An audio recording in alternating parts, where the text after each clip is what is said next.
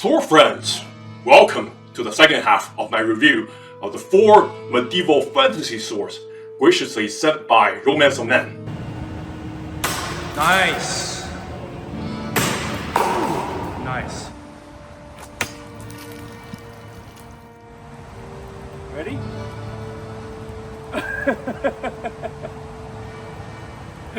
What the hell?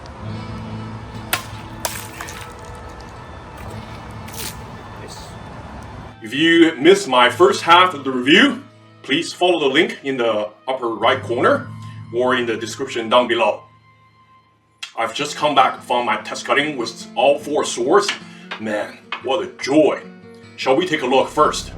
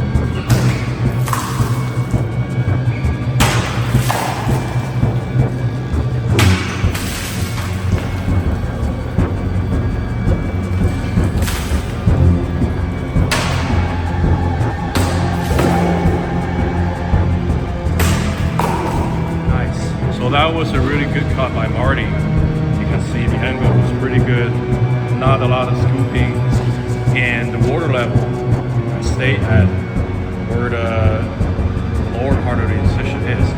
When you look at where the blade entered, see, it compressed into the jug. It's torn out here and there. So not a sword very hard to use, but you do need to swing hard. Nice.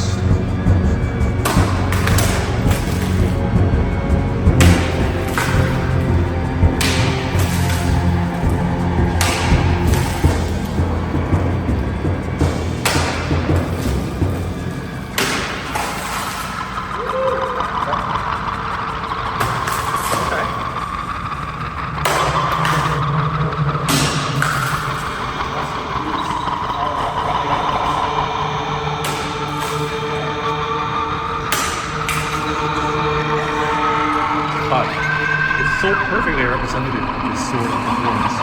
You see, it cuts through without any problem. But then where it ended, look at it. The incision, it just shows it flattened the bottom a little bit. But it passed through so fast. It didn't even move despite dragging through this aluminum.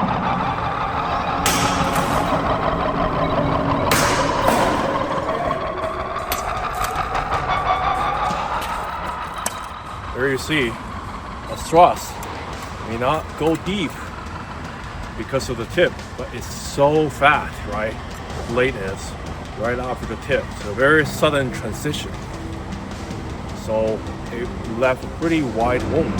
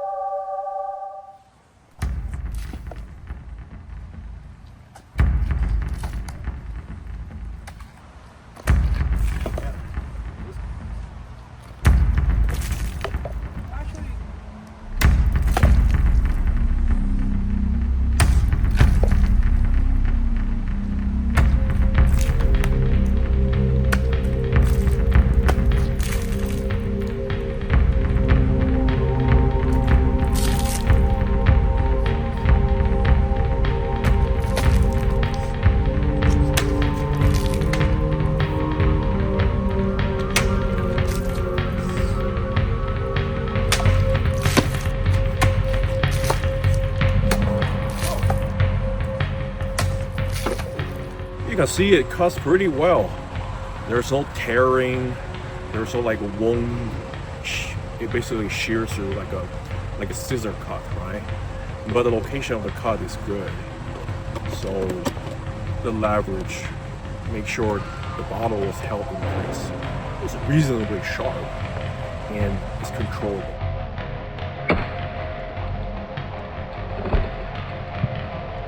So you can always see how sharp the blade actually is, right? Look at the edges of the cut. There's a lot of tearing. Over here, you can see, so that's not a clean cut, but it's it hits like a freaking train, right? So it just tore through. You can see all the edges are wavy, but it went through because there's no stopping it. There's not a lot of mass on the blade. So after some cutting, the guard is slightly loose. It's rattly. Well, it's not really rattly, but you can see it's loose on both directions because like it wiggles this direction, but also wiggle this direction. Hear the click, slight click. Yeah, but otherwise, the pommel seems pretty secure. Yeah, there's nothing wrong with the hilt so far. Everything is, whoa, that's not good. There's a slight bend from this area where the false edge starts. Can you see that? You want to come over here? Can you see that? There's a slight bend from here, right? To the blade or twist. It's not that straight, right? Yeah, there's a slight bend in this area. I don't know whether that existed before the cutting, or it's not that noticeable, but it's definitely there. It's no longer straight.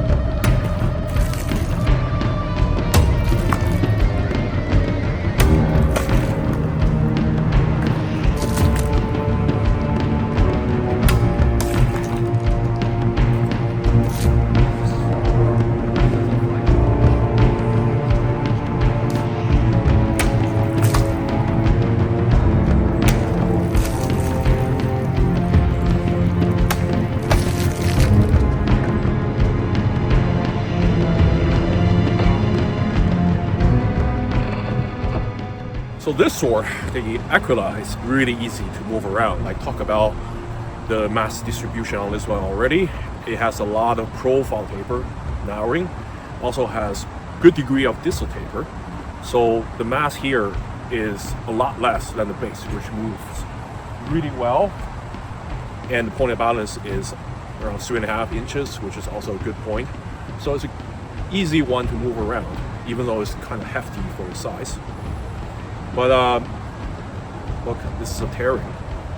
There are some clean spots, there are some tearing, and also it landed here near tip, which is not the ideal cutting portion, but it cuts through. Felt a lot of vibration, but it's not uncomfortable, which means that my edge alignment could be off slightly, but it still cuts through. Also, it's pretty easy to accelerate. Like it's don't need to put in a lot of effort for you to generate velocity.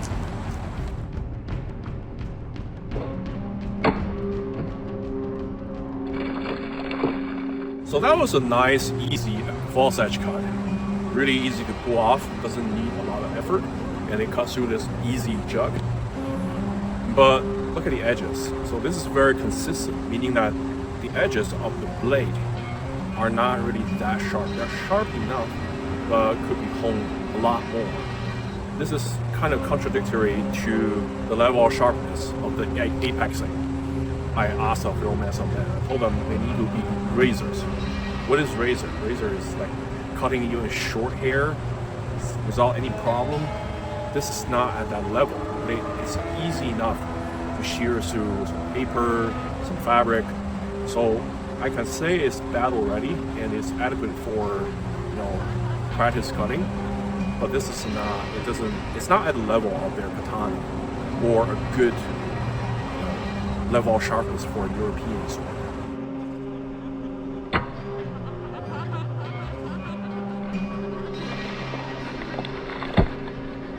See, this is the problem with short swords. Sometimes you just only reach with your tip, which in cutting form is not really that much of a problem. You see, it's only connected by this last piece.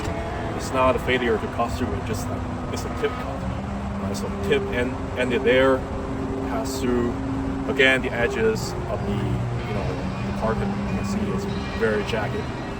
So not really that sharp, but it moves very fast. So it cuts through no problem. But it has this last bit of connective tissue.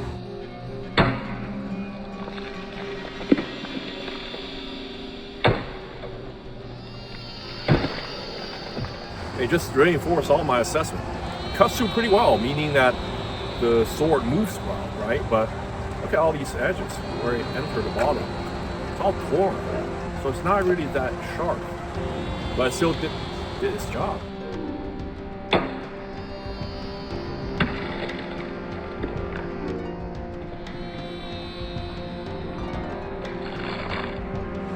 This is a rigid blade, right? So cutting is going to be a little bit more forgiving. Adjusting the transfer all the energy, etc. The problem this shows is that part of the blade, you can see this one landed here, is sharper on this edge than probably the rest of the blade. So there's some difference in the quality of the apex. Wow. So you see, those are actually two good cuts with two hands to stabilize the blade. But this bottle is very tough. It's a little bit flexible. It's not really that easy to cut through. You can see here's a wound on the bottle. It's leaking a little bit, right? But it failed to cut through. There's no eval spot around it. Like it doesn't have the sharpness to cut through this bottle.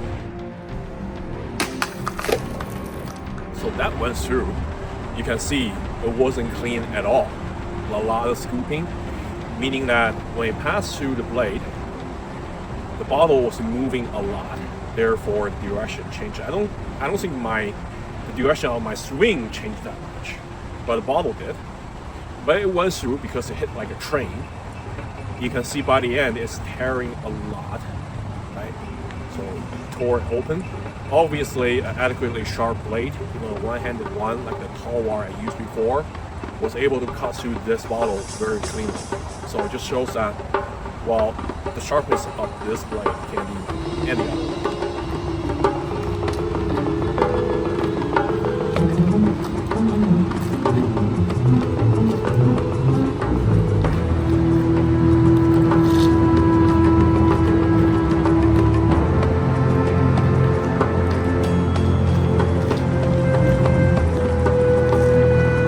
Not at all. I mean, you can see there's some distal paper on the blade, right?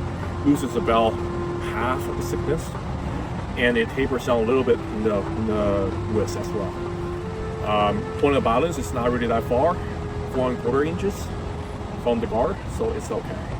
I guess the takeaway is that it still moves like a real sword, a bit of like a hefty crease master, or maybe a two-handed falchion. I still maintain my assessment that if this flat section on the blade can be ground some geometry into it, it's gonna do a lot better. You don't even need to do it on the lower portion. You can like a laser etch it to give it some, decor. But on the upper portion, you can just like gradually grinding some hollow ground geometry, kind of like a footer. Or the easier way is you just do a flat grind from the spine to the edge, just like a one V-shaped edge. That's easy to do, right? Like it's the case for many originals. I think the tip can be revamped a little bit. It can have like a longer transition, so the angle will become more acute for the tip geometry. It will become a better substance. This way, it feels more like a katana Of course, it doesn't have the Yokote, the geometry transition, but the overall silhouette from this point, it just looked a little bit like a katana, just without the geometry, right? Like the edge bevel is too close to the edge, so the angle is very large for you to have a very acute and efficient cutting edge.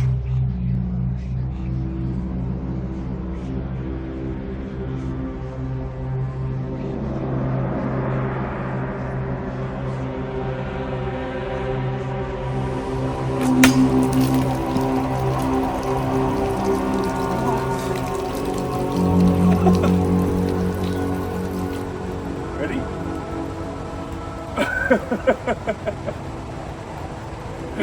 What the hell? You can see the mark, the perfect width of the bottle left on the blade. Exact same. There's no splashing. There's no smearing, and it just left the perfect mark of the width of the bottle, the carton, and it didn't fall. It is stacked on top, which is quite insane.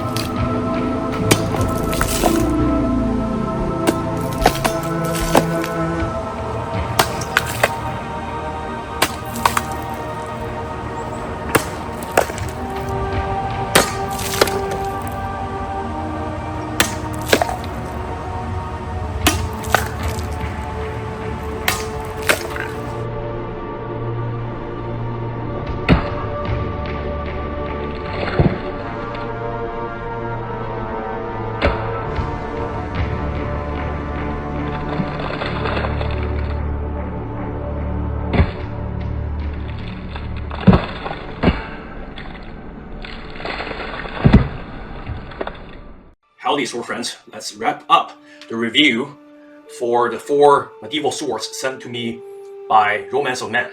If you didn't watch my first part of the review, examine all the characteristics of these 4 models in detail, go to the video, link in the right corner of the screen or in the description down below.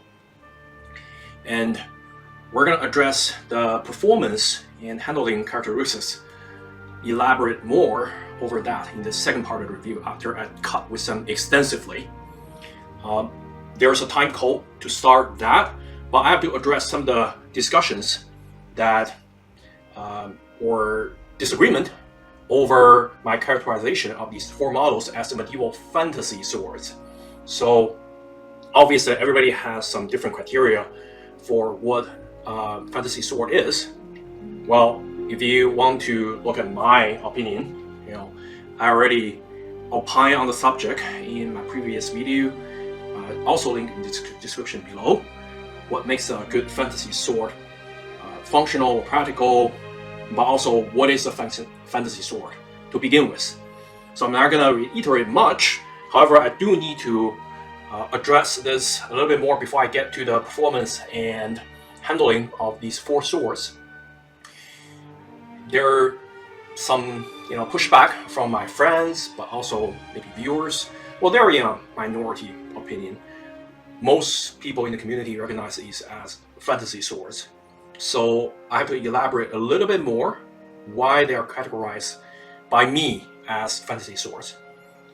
So these, especially the Dragonwhisper and the Windlash, use lots of historical sword components that's very faithful to originals that you can find in museums. But overall, the prominent traits sets them apart as not historically plausible, meaning that in history, in our reality, that swords, original swords that exist in this exact form, right, or broad category, is very slim or basically non-existent. Why is that?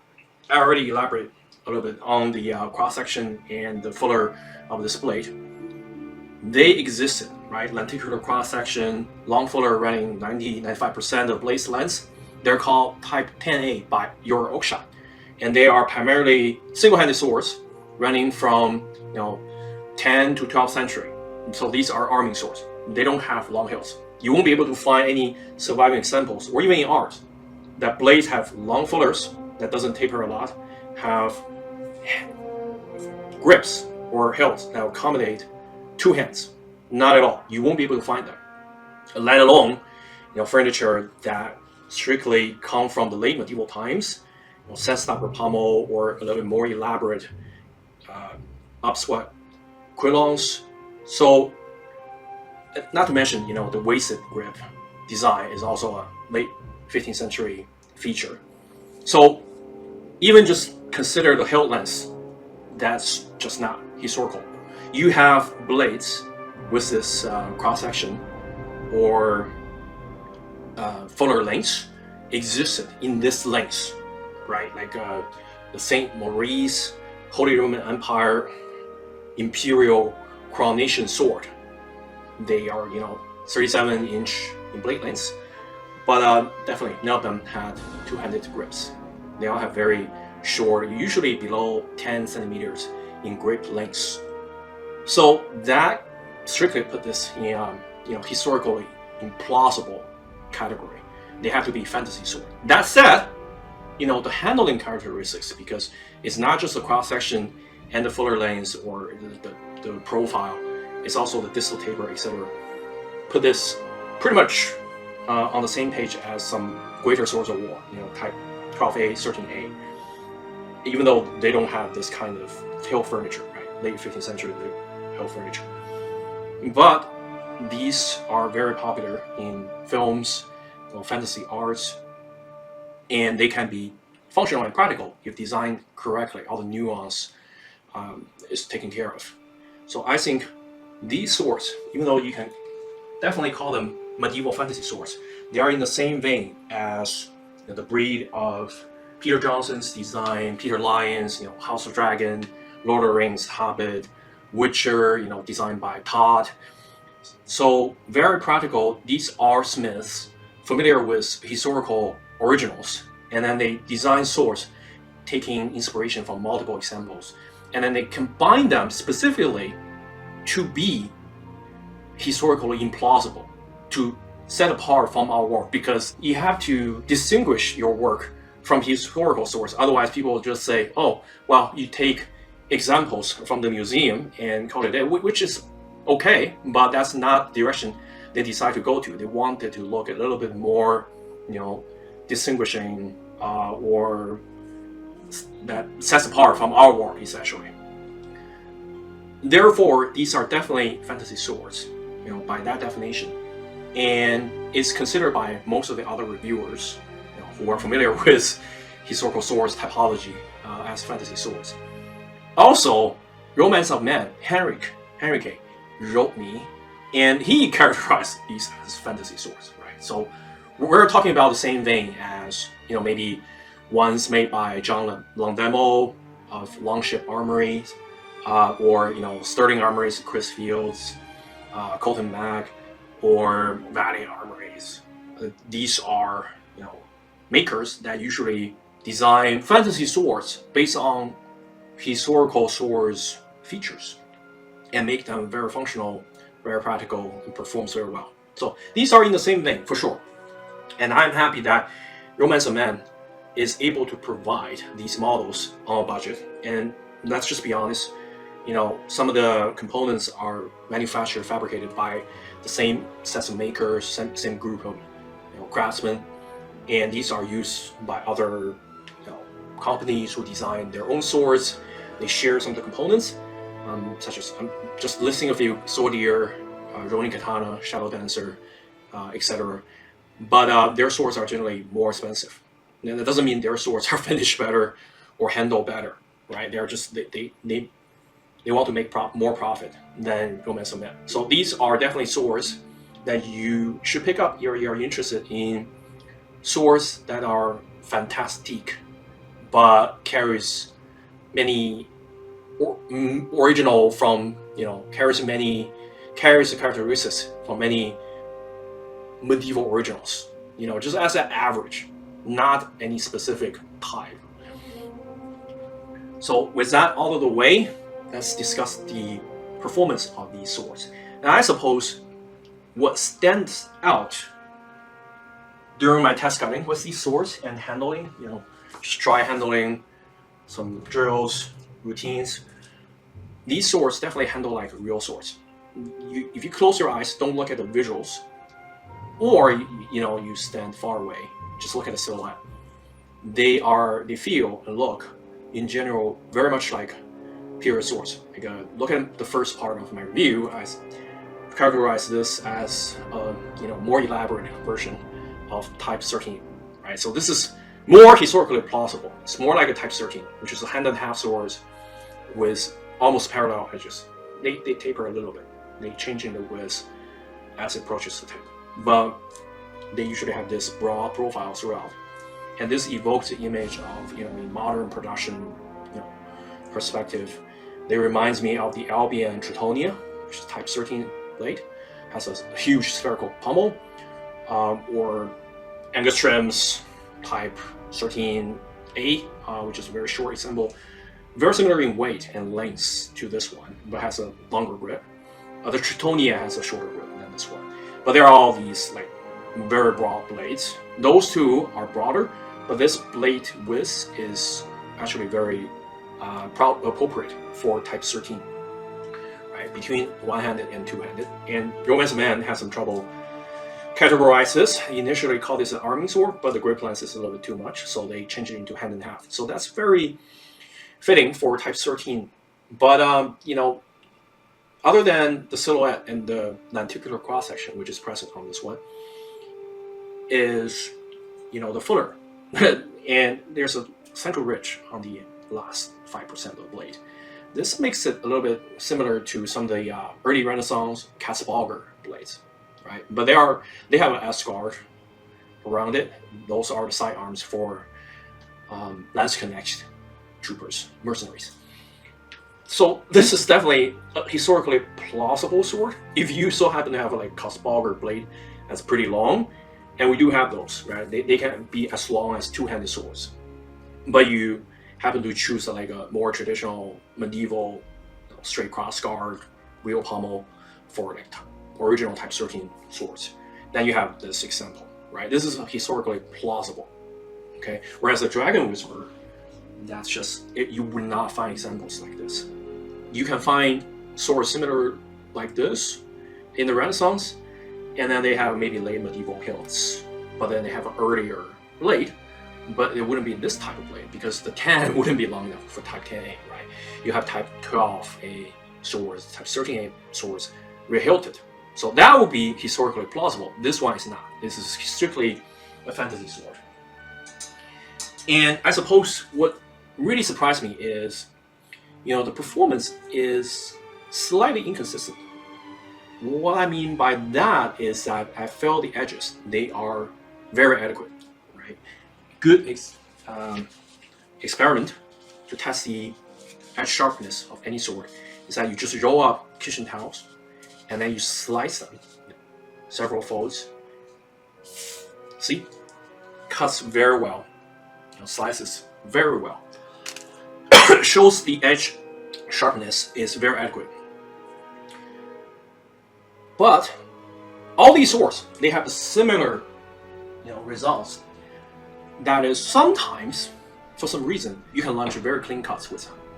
And there's one particular shot that I use this sword, the Dragonwhisper. The first cut was so clean that I wasn't even sure whether it went through, and I felt nothing. It felt like I missed. But then I look at the jug, the water was pouring out, but the first half stood on top of the bottom perfectly. There was no deviation at all. I have seen some, examples like this kind of clean cutting by others in the past. Very rare. Usually they stood there for a second since the water is leaking out and you have a diagonal cut. They usually just fall down, okay? Or they stack on top, but then they move in location. They're no longer in the original position before getting cut. But that one was so clean that you can't really even tell until I removed the top. You saw that's it was cut in half. And you can also put it back on. It was still, you would think that it wasn't cut at all. I only saw this similar result once, right? In Skyligram's video, he cut a jug with a sword that he personally sharpened. And I also expect, I also suspect that's made by the same maker, Ronin Katana. Back then, they only made for, Ronin Katana's one company's contract. Now they are making for, multiple makers, multiple companies, I should say. So the edge wasn't particularly sharp on Ronin Katana's swords. But then when Skyligram sharpened it himself, it was very clean. But still you can see the top move. There's some slight aberration. Right? So mine is admittedly cleaner. I should say that all 4 swords are capable of making this kind of cut. Very clean, just shearing through like competition cutters.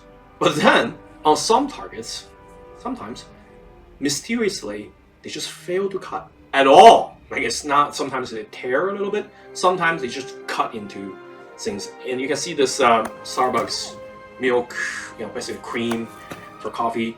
This bottle is challenging to cut, but it's not really that hard. I could cut 2 of them with a very dainty little infantry saber made by LK Chan, and that weighs less than 2 pounds. It's also a good thruster, so it's not like a big cleaving sword, but it can get through 2, in a double cut. So they shouldn't be that hard to cut, yet I failed several times.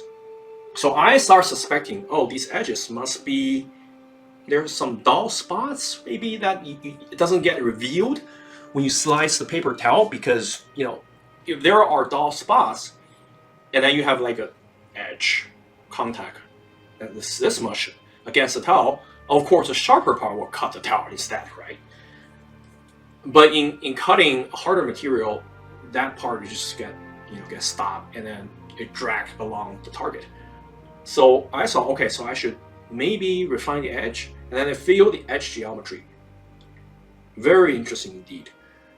What Henry K consulted me on is the edge sharpness and the characteristics of edge, right? How refined they should be. Should they feel like katanas, right? The one without nickel. So I told him they should be as sharp. The apex should be honed as much as katana blades, for sure. We know that much.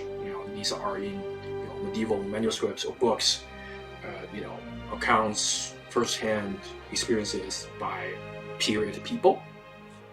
But we have antiques that examined by the likes of Peter Johnson, Arms and Armor, and they show on camera that the angle right behind the edge is a little bit larger. So they have an apple seating geometry to ensure that the edge is durable. Like if you accidentally cut into a chainmail or like a plate or a shield, it doesn't roll that easily. But the edge angle behind it is very thin. Okay, very small angle. So I told this to Henrik. I don't know whether the maker, the technicians or, craftsmen, they misinterpreted this a little bit. So they enhanced the edge durability to a degree that's not completely conducive to the cutting performance. What does that mean? The apple seating happened right behind the edge. And the apexing of all 4 swords are very adequate. They're very sharp. They're sharper than definitely my Albions, often Angstrom or, Valiant Armored swords, or at least on par, right? And they're probably on par with many katana blades. So that was done correctly. But immediately, it becomes a lot thicker. So this created an apple seating that's so rounded, you could, if your edge is missing, right? If I cut down this way, and it will be the correct edge alignment, because the direction of the blade is, completely at a right angle with the target, and also the edge is perfectly aligned. With some other swords that are more forgiving, if you turn the blade, let's say 10 degrees, it's gonna cut into it because the refined edge. Let's just take LK Chan swords as an example. LK Chan swords have very refined edge most of the time for most models, such as the Kriegsmesser he makes for all arms. And That means that if you miss a little bit, it's still gonna bite into the target. First of all, the apexing is well honed, and then there's no material behind it. So you're gonna cut into it, and then once you're in the target, maybe it will scoop a little bit, but in general, the blade will guide you to realign correctly. Whereas this sword, because these 4 swords, because the apple seating is so pronounced, if you turn it a little bit, imagine the apple seating, it becomes the edge angle is so huge at a microscopic level. Essentially, you have the side of the edge, the blade surface, that's almost like slapping onto the target. So it will not bite into it at all, and you don't have a chance to correct it in the course of cutting.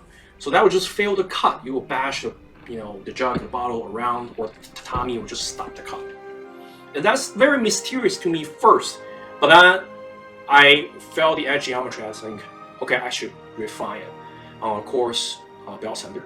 So I whipped out my work sharp and then started to reprofile the edge geometry. And after quite some time, I did make a apple seating that the bow of the surface behind the edge is a little bit further away from the apex. But now I feel how much mass is left on the blade. Okay? So this is also why some of these swords I received are a lot heavier. 200 grams, 7 ounces. 7 ounces heavier than the sword of the same model received by my peers. And they're from the same batch, sent by Henry K. Is that acceptable? Well, if the final product is okay, I think that'll be fine. If the customer is happy, that's basically it, right? And that is found on many other swords by even premium makers. This Albion Regent, which is my favorite longsword, is 100 grams lighter, exactly 100 grams lighter than the official specification. Right? Official is 1.59 kilogram. I received 1.49 kilogram. So there's a lot of deviation as well. It could be even lighter than that one, which means that during grinding, they did a lot more than the original specs demand. So the customer receives something that will handle a little bit more different. And then if you have 2 regions, or any 2 swords of these, made by Albion side by side, they will handle a little bit more differently, right? And you can feel that. But that's acceptable if you keep the general spirit intact. Okay, and I have also received swords that are heavier than spec, like the Albion Principe. It's 80 grams heavier than specifications. It's already a heavy sword, so I contacted them. They took it back and made a new one that's basically on par with the specs, the Principe, for me. So you can basically tell the tolerance accepted by Albion. So I wouldn't say these swords by Romance of Man. These cost about 1/5, 1/6, 20%, 15% of the price as an Albion. So how much you can expect them to be completely consistent? If you receive a sword that's 150 grams lighter, and they are easier to handle, but a little bit whippier, would you accept it? And I suppose that's up to you. And Henry K already emailed me and said they noticed this discrepancy, and then they're going to improve the consistency in the future. And I hope that's the case, because you want you want your customers to experience, not just some of them, all of them to experience the same sword that you design, right? Could be off a little bit, but it shouldn't be like completely 2 different swords. One is represented as a greater sword of war, right? As you handle it. And the other one feels like a long sword, right? Like a later period long sword. And they are the same design, same model, same product. But it appears to me that they tend to be a lot lighter than specs rather than heavier. Mine is heavier. The other swords are more consistent to the model. So I'm in general very happy with that. And let's just talk about the performance of these swords. Other than the inconsistency, they are capable of cutting through all medium without any problem. Other than some durable edge geometry that could drag impact the performance a little bit in some cases, especially if your edge alignment is a little bit off. In general, they are good cutting tools that provide you with good feedback if your edge alignment is correct, right? Also, they are not hard. They are pretty easy to accelerate, all 4 swords, right? Some are easier, like the Aquila, because of the very pronounced profile taper. And also, surprisingly, this one has more distal taper, greater degree of distal taper in the thickness than the other sword. So this is a very, very handy sword, right?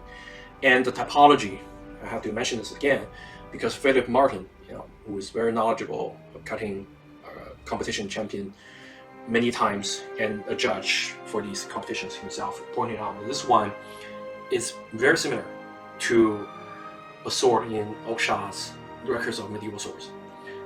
And that's example housed at Metropolitan Museum.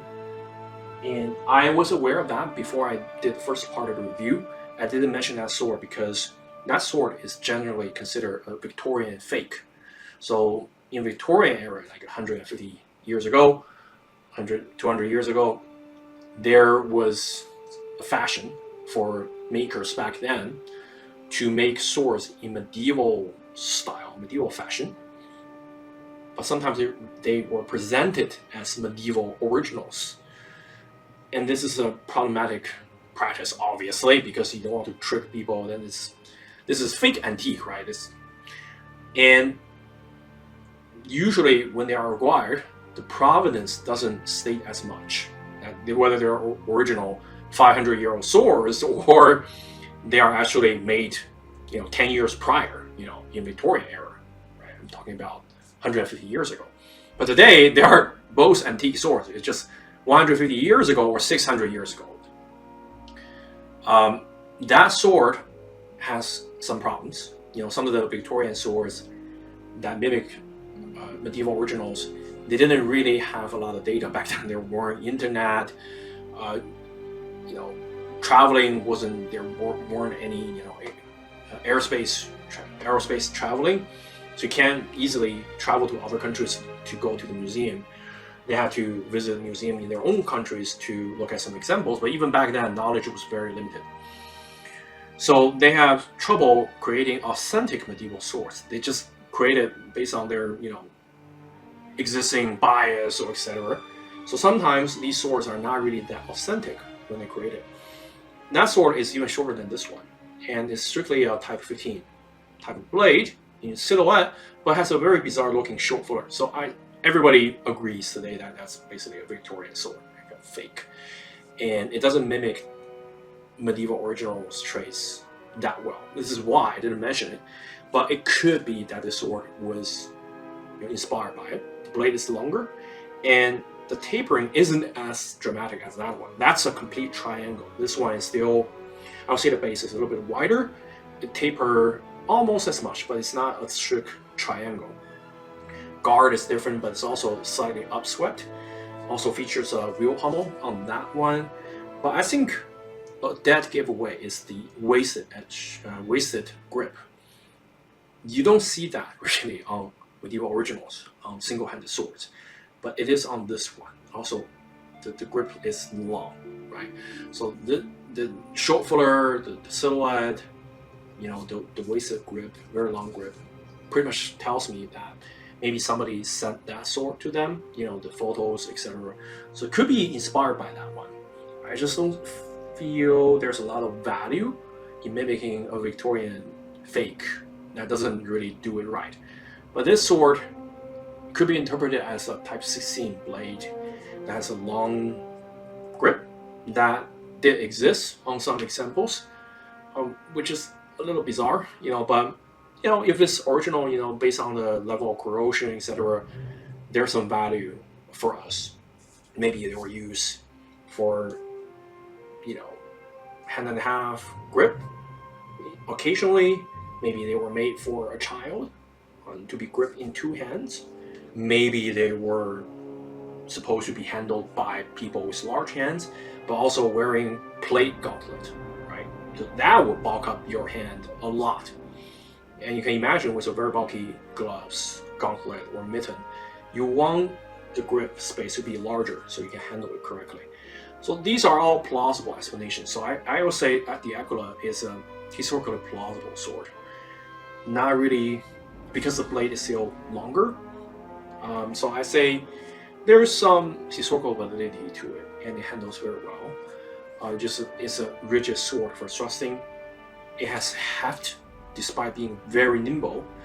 It does have the heft to chop into something if you cut low enough, right? So, a relatively reasonable, good cut and thrust single-handed sword. It shouldn't be used in two-hand. It feels wrong.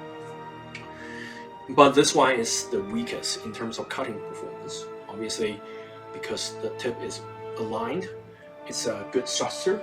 Unlike the Windlash, which is basically the weakest in terms of thrusting, but cuts like a train. There's a lot of impact due to the mass on the blade. But this one is pleasant in handling. But I would not say it's a good cutter. But you can still practice cutting, single-handed techniques with a buckler. With this one, no problem.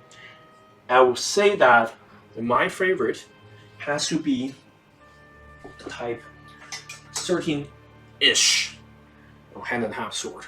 It has the correct length, blade length. It's not very long. It has rigidity, it has everything. It just has a very, very stocky blade and edge geometry. Therefore, you could do some extra work on this edge. Curiously, my sharpening, reprofiling of this blade didn't really do that much in terms of cutting performance. Afterwards, I think they cut equally as well, but fail just as much sometimes. So that's maybe I needed to spend a lot more time to reprofile the edge. If you enjoy modifying your sword, I would say that's worthwhile. But even as is, right, the factory edge was very adequate for you to start cutting right away. But none of these swords are forgiving swords. I remember Philip Martin back then talk about the Albion Warwick, a new model a few years ago. And his assessment was, this is not a forgiving sword. If your edge alignment is correct, it will cut through. Otherwise, it will fail.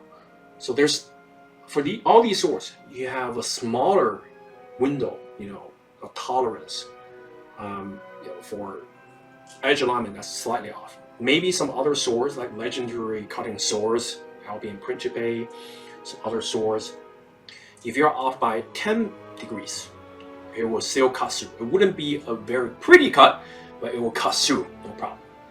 But this sword, you cannot be off by, let's say, even 5 degrees, right? That's gonna just bash things around. But perhaps that's a good thing, because you don't want to practice cutting with cheat swords, because that would just give you the wrong feedback. And I would say, if you do it correctly, these will still produce very satisfying results. So that's good for practice. Also, another use brought up by Kyle of Alien Dude, I think it was great, and I'm just gonna reiterate that here. If you have cutting parties with your friends who don't handle sword that much, and you don't want to hand them a sword that's giving them the wrong impression. You want to impress by the sword, right? But you don't want to hand them the sword and say, hey, everybody can just become a master, as long as you pick up a sword. So you want them to handle swords that feel kind of like the original swords, in spirit, then they wouldn't be able to tell this small difference, right? Like a historical aspects. And then they will get a taste of how original swords would handle. And then if you do it well, they do it, with better edge alignment, better form, they will be able to cut through, and the swords will reward them. But if they don't do it correctly, then they will bash up all around, or the mat around, they just cut halfway through. So they will think that it's a challenging activity, but then if you do it correctly with enough practice, it's very satisfying. So that's perhaps the right message you can send with these swords, or any sword. right? So that's a good use for these swords. Practicing, regular practicing, cutting parties. Plus, these are very budget-friendly swords, right? Under $300. Even the Dragonwhisper, that costs $299. Okay, under $300. So these are strictly budget swords, right? Like for the size. I would say that swords of similar sizes sold by Swordier, Ronin, Katana, Shadow Dancer, they're usually between $350 and $500. So they definitely charge more. They have a bigger profit margin to make than Romance of Man. So just for that alone, I definitely recommend these swords. And it's probably good to show you that very unique meteorological phenomenon to BC. Right now, I don't know whether you can see it. Behind me, it's just a sea of cloud above the actual sea. And this is very common in British Columbia. We have experienced, pretty much an entire week of sunny days with this. And you actually feel like living above the cloud. That's quite appropriate to the discussion of fantasy swords at hand. We're gonna do some comparison due to the space constraint in my study. And we're gonna compare the Dragonwhisper to this Albion Baron, Great Sword of War, just to show you how similar they are in handling. So, we pick up the Dragonwhisper longsword. You definitely can feel its mass way out there, given its long blade, but it has a noticeable degree of profile taper, and the distal taper is quite adequate, right? More than 50%. So the thickness near the tip is only half as thick, which is correct. Arguably, you can thin it out a little bit more because it will be a cut-focused longsword, and many of the other examples received by my peers, such as Matthew Jensen, Kyle Smith of Alientude, and the Last Track Swords, Joe of Steel Mindset, Vic and John at She Sword Review, etc. They all receive, and Shad of Shad Adversity, they all receive examples that has 10% or more less mass than this one, and most of that is on the blade, as you can imagine. Most of the manual work is done grinding down the steel from this blade. Also, if it's hand forged, there's definitely some variation in the blade specifications because it's all hand forged, right? Hand ground. Human manual work definitely introduces some variation. That's okay. And I have to say, in general, you see about 200 grams of deviation from the official stats, right? The official weight for the Dragonwhisper is about 1,600 grams. Mine is one ounce heavier, which is acceptable. The other examples, received by my peers, they seem to be, 100, 150 grams lighter, which is probably caused by the extra grinding on the blade, especially on the upper portion. This is only seen on higher end makers. They tend to grind a little bit more because once you start down that path, trimming down the weight, removing the mass, and then you want to make it more perfect, you can only reduce the mass. You cannot introduce more mass because the blade is already forged. So that would show maybe a little bit more care by the makers, but also it can introduce some, unexpected traits, characteristics on the sword from the official spec. If they design it to be more like a earlier style longsword or greater swords of war, like the 12A, even though it's not technically a 12A, which I discussed earlier, but you can see the silhouette is quite similar. This one is wider, obviously. Cross section is a little bit more different, but it's comparable, right? If they are trying to make something like this, the Albion Baron, type 12A, then this is more appropriate, right? And also, having more mass on the blade, just make it more rigid, and you have more momentum cleaving down, because this is still relatively easy to accelerate, right? And I suppose the cutting performance speak volume to what you should expect. That either it's a nimbler sword, more akin to late medieval long swords, or it's a earlier greater swords of war style cleaving longsword or hand and a half sword. But what puzzles me the most is its performance, right? It can introduce very clean cuts that basically would cause no deviation of the target even after it's cut in half. Or it will unexpectedly bash bottles targets around, fail to cut. And we have to talk about the reason why, and I think that has a lot to do with the edge geometry, okay? But in general, if I just handle this sword, the Dragonwhisper that I get, I cannot speak for, the one received by Shad or Andy or Kyle. They got something that's 150 grams lighter than mine. That's probably a lot nimbler. But this one, I can say it's very similar when you move it around to an earlier 13th or 14th century cut-centric Type 12A sword like the Albion Baron. So if you are shy on budget and you want to experience something like the Albion Baron, I would definitely recommend you pick up something like this, because when you swing it around, you can see you can use one hand, one or two, but they are not the most nimble sword, right? And the size, grippable space, blade length, they're very comparable. Also, these two both have the lenticular cross section for similar cutting performance. So if you want to experience something like the Albion Baron, the Albion Duke, that's a 13A, you can pick up the Dragonwhisper. And if it's very close to the official specifications, then it will feel like a Albion Baron, albeit 10% lighter. So that's a good thing. And also due to the unforgiving nature of the Dragonwhisper, because of this unique edge geometry, if you do not do additional work, it will be cutting ready, but it's not a forgiving sword, so your edge alignment cannot be off by much if you want to do a clean cut.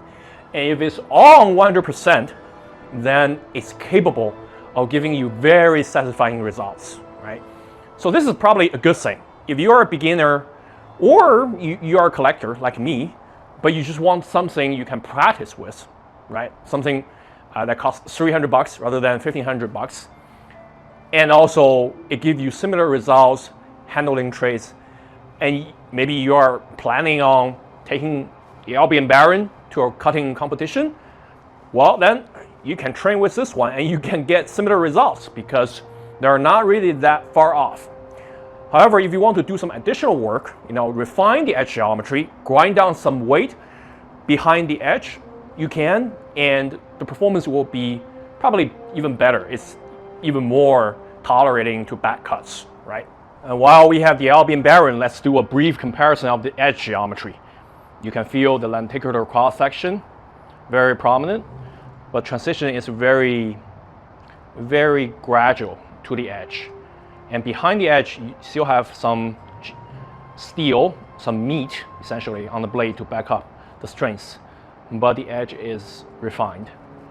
Whereas the Dragonwhisper, not the whisper, not the nong. Let's look at the edge geometry. I already profiled a little bit. So it definitely feels a little bit coarser, right, than the Albion Baron, which is not a surprise because it's narrower and a little bit thicker on the upper portion than the Baron, okay? Indeed, when the blade gets narrower yet thicker, you have a larger edge angle, obviously. So you want to trim that down, you need to make the edge a little bit more, the angle a little bit more obtuse, obviously. So this will make it a lot more durable than the Baron. Probably Romance of Man knows their customer base. They're not really experts who are going to take these competition cuttings, they might do something silly that accidentally cut into the stand, etc. Wood, metal, plastic, no problem. This can handle it 100%. Just look at Shad's review of the Dragonwhisper. He cleaved the blade into metal pipe, and there's not much edge damage at all, right? So that's pretty much more durable than any other sword he has tested. And I doubt the Albion Baron, given a more refined edge geometry, can do that, which is okay. These are designed in period to use, against peasant levies who were very lightly protected, if protected at all. They definitely didn't have any metal armor. So at best, they were protected by gambeson. So you need thin and refined edges with heavier blade, longer blade, and two hands with leverage to cause a lot of damage, bypass the textile protection. But this one can do that.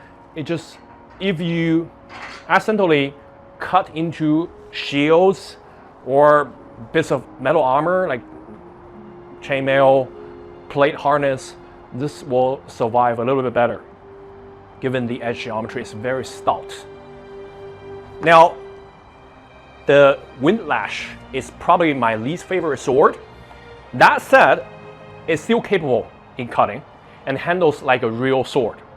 It's admittedly heavier and a little bit clunkier than the likes of LK Chan, Kriegsmesser that he makes for bottle arms, but this is not really a crowbar. It has adequate distal taper, it has profile taper, it feels even a little bit livelier than a katana of this length, right? An old katana. So it's a real sword, but I just feel there's quite a bit of missed opportunity on this one. You can either introduce this as like a strict flat grind, a V-shaped wedge, or if you say you want to do something more fantastic, right? That's a little bit more different from the medieval two-handed falchions or messers. Yes, you can do this cross-section. Make sure from the beginning of the bevel to the spine, you do a hollow ground geometry. And you can easily choose the depths of that hollow ground or a broad filler, essentially. So you can choose to reduce 50 grams, 100 grams, 200 grams from the blade. And they will be drastically different in handling characteristics, right? You can choose to reduce mass more on the upper portion, and the depth of the hollow ground is less pronounced in the lower portion, which is a good idea because you want more mass near your hand and less mass as it further travel across the blade towards the tip, away from your hand, right? These swords are not heavy, but if you swing them all day long, obviously it's getting tiring because all the weight is not in your hand. Nobody will think a 3-pound object, 4-pound object is heavy, but a 4-pound longsword is a heavy longsword. Why is that? Because a lot of that weight is away from you and you don't just hold it out. You're supposed to move it around. So that's a lot of leverage, okay? You need to overcome. So you can make it still a hefty Kriegsmesser, two-handed falchion that hits like a train, okay? If you choose to reduce 50 grams, like 1 or 2 ounces from the blade, or you can make it more lively, right? And it doesn't matter which design you pick, right? V-shaped wedge, flat grind, or the hollow ground from the spine to the beginning of the bevel. You can choose to keep this, back edge or yeoman, so to speak. You can choose to sharpen it, but I heard that some critics have issue with this being blunt, and I have to remind people that sometimes bevel, the back edge, is not really for cutting. It's just there to improve thrusting performance. Even though this is not technically a thrusting sword, you can see the edge geometry, the tip geometry is more akin to a katana. Not bad, but if I am to revise this model, make the transition to the tip start a little bit earlier, like this, so you have a more acute point. So that doesn't look like katana, right? You just want to have something that looks novel. It doesn't look like anything if you have a fantasy sword. So my suggestion for this sword, this model, is that you retire the current model and you revise it.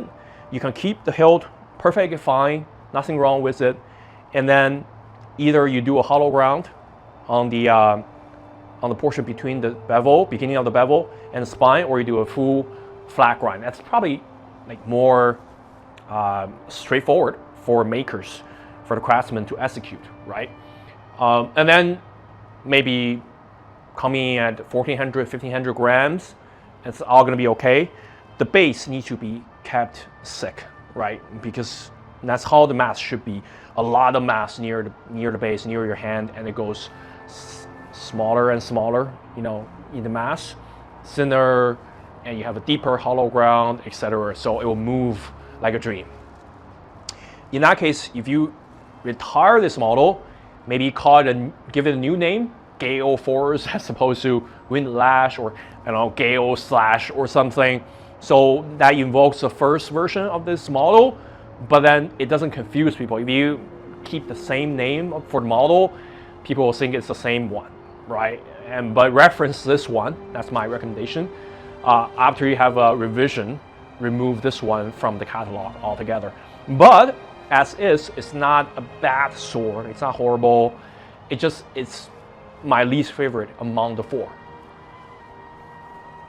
That said, the scabbard is quite adequate, right? I think there's a lot going on here. Some thoughts put behind the design. You can see the midnight blue leather color. The dye is quite subtle. It almost looks like black, but if you view it under the sun, there's some blue tint. Just like the Vanguard has a slightly chestnut red tint. So I really appreciate that. Also the accent, these buttons on the belt attachment is very attractive, while you can still keep the cost down. So I totally appreciate the endeavor. So in conclusion, very strong showing as the first batch of design at Romance of Man. I suggest this Windlash redesigned, give it a similar name, but sets it apart from the first iteration. There's a lot to like here, but I just think there's a slightly missed opportunity here. And the third favorite is the Aquila. Handles very well. Basically like a period army sword, 14th century or 15th century. Can cut very well, but for the most part it's leaning towards strat-centric swords. Very rigid. I would say that using this as form training, if you're not afraid of using sharp items in your routine, give it a shot. The longer grip is interesting. Maybe you can consider using it as a hooking technique. Use wrestling, in armor fighting, or give it an offhand for some difficult cuts. So it's definitely a sword with potential, and the cost is low. This is the only single-handed sword among the four, so I would say it's definitely recommended. Still, cost effectiveness is quite high, and the second favorite is a very close shot to the top spot among the four is the Vanguard. So this one is the most historically plausible among the four, just like a Type 13 sword. But that type is not very well represented in the reproduction market, even though there were numerous back in the day, right? Late 13th, early 14th century. And I'm happy that there's at least one representation, even though the footer is not really, it doesn't stay true to the original Type 13. But you can interpret it as Kaspalger blade, a particularly long-bladed one. It's capable of doing very clean cuts. It's not whippy. Good flex. You can see because of the blade length, it's rigid. It's good for one hand and two hands. Good chopping sword. If you thrust into something, the white tip doesn't penetrate as much, but it can cut open the target. So very recommended. Only problem is his ring. you really need to get rid of this ring. Serves no purpose, it's not historical. I understand that it's present on some fantasy swords, but you don't really need it to be here. It only creates problem. So just remove that ring, and it doesn't really change much. You don't really even need to revisit the design of the crossguard, even though it will help if you trim the thickness of the center portion a little bit more. That will make the sword a little bit lighter. It'll handle just as well, and you wouldn't have a hot spot. Plus, you already have the leather wrapping along the entire grip, so I just don't know why this ring should be here. There's no purpose to serve. Other than that, I think it's a very good choice. You know, wheel pommel and simpler straight crossguard and very well chamfered and no hot spot. It's a very good sword. Shorter indeed, but it's a concentric sword. It can perform very well. Handles like a real sword for sure. The top spot, and I think this is agreed by pretty much every reviewer that has received this sample, it's the Dragonwhisper. And I will say this is a good interpretation of the Strider or Ranger sword from Lord of the Rings, originally used by Aragorn before he received the, ancestral great sword Anduril. Okay, and I like the choice of using this very historical 8-faceted sandstopper pommel.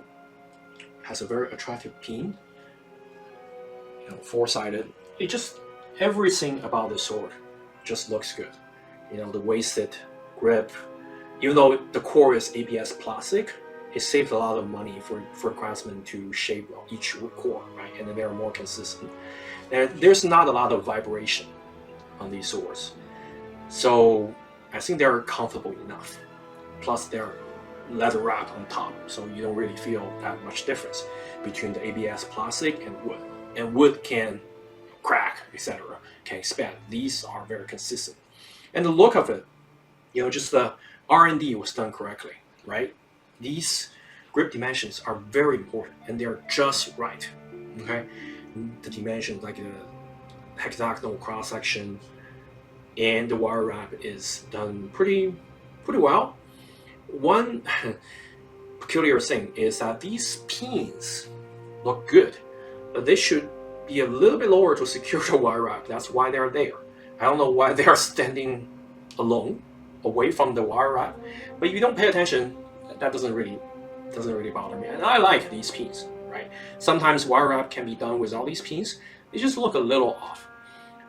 When you handle them, do these pins stand proud to hurt your hand? A little bit. So I recommend, if you cut with this sword, at least for your offhand, wear gloves. Just thin gloves, that will be fine. But if you can take it, yeah, I mean, it's a little bit uncomfortable. That's par for the course for half steel wire wraps, right? And I will say that 15th century, many people handling long swords, they wear plate gauntlets. So on the inside, just a leather glove, right? So that's no problem at all. Transitions are done very well. I think these are done better than some of the long swords, like Strider sword inspired long swords designed by other companies, like Fidesizan, Ronin Katana. I don't know whether Swordier has one, but Ronin Katana's one, just like, it doesn't have the excess leather that wrap around the pommel. So this one looks a lot better than that. Everything from fit and finish, from the design, proportions, dimensions, tolerance, other than the weight, right? The grinding on the blade. I'm just talking about the hilt. They're great. So keep doing the great job. Definitely a steal. Okay, in terms of cost effectiveness, cost efficiency. If you enjoy this review, find any value or entertainment, please like and subscribe.